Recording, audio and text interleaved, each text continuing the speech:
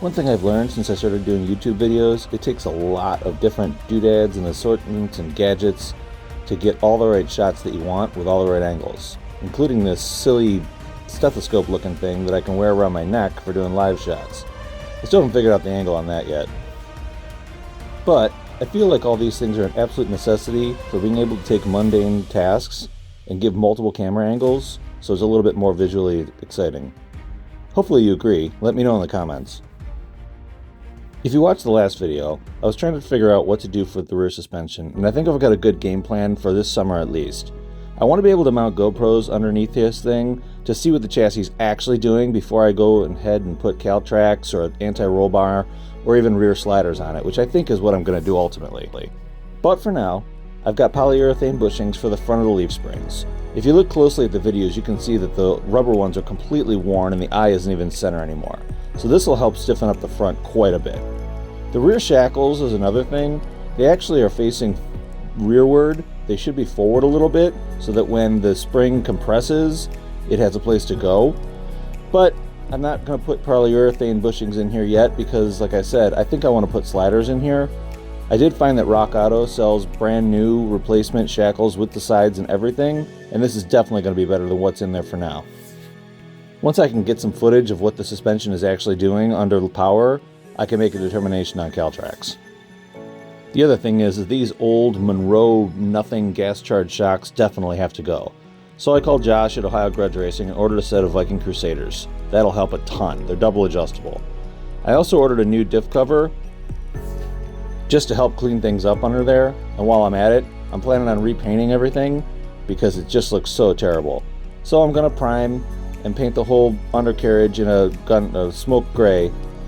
I've got some details that I'm going to do in a brushed nickel, probably the slapper bars, and I want to do the extra frame supports in the body color. Because we just like things shiny and clean around here.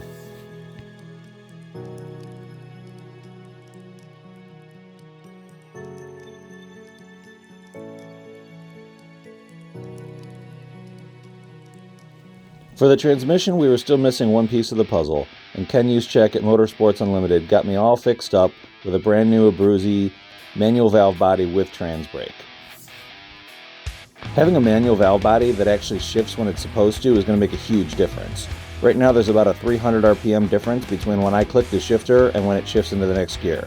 So this valve body, coupled with the 501 Perfor converter that's set for a stall speed right where the engine makes max torque, should be the winning combination we need.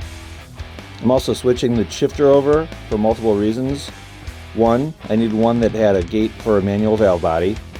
Two, I wanted something that had trans brake right on the shifter itself. And three, it just looks really cool.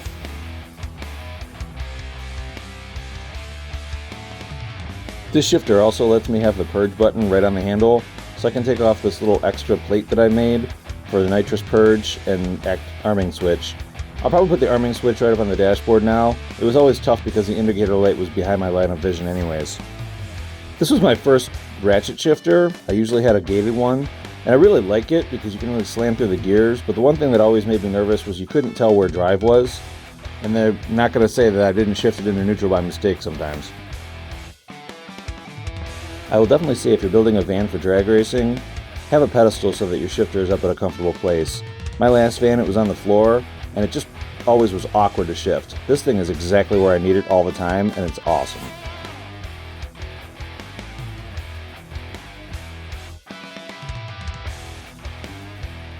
This is where those multiple camera angles come into play.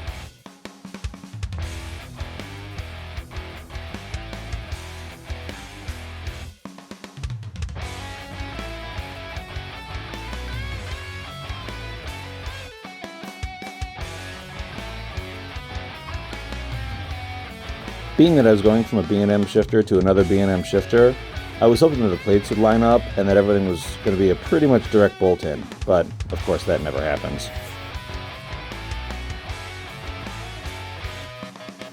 So I found one mounting bolt that seemed like it was right, and I figured I'd get it in place and then sit in the van and make sure that it was comfortable and exactly where I wanted it before I drilled any holes for other ones. One thing I have been nervous about with going to a reverse pattern versus a forward pattern shifter is for the past 3 years I've been used to slamming this thing forward to shift gears, and now I have to do it completely opposite. It's going to take some seat time to change my muscle memory.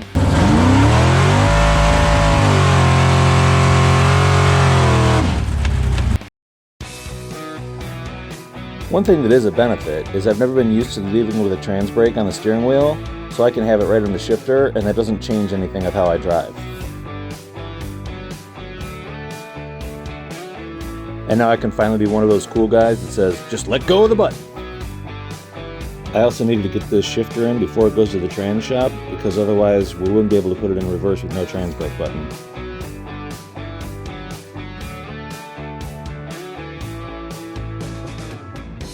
So I've got the shifter where I want it. I'm just going to need to make a couple of adjustments to get the cable just right on the transmission. But first, I got to deal with some Cleveland snow and ice.